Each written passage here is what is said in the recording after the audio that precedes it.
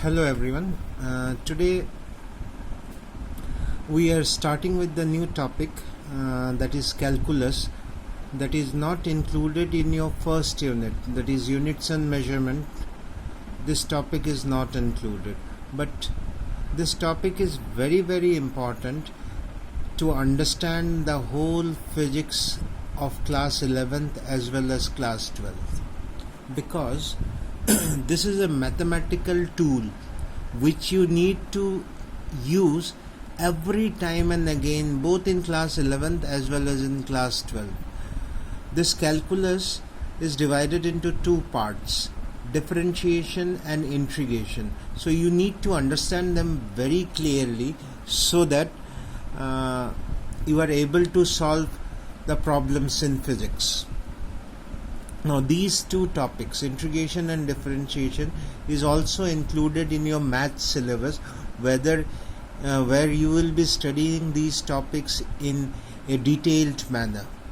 But here in physics I am going to discuss this topic in the basic level only, so that whatever you study here in physics, this will help you to go through all the problems in physics in class 11th as well as in class 12.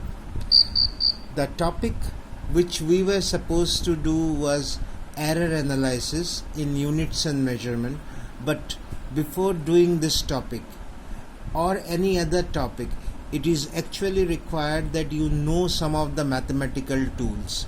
So we'll be discussing some of the mathematical tools, and then we will move to the next and the last topic which is left out in the first unit, that is units and measurement, and that topic is error analysis. So let us first see what is differentiation and what is integration. Now if you consider differentiation,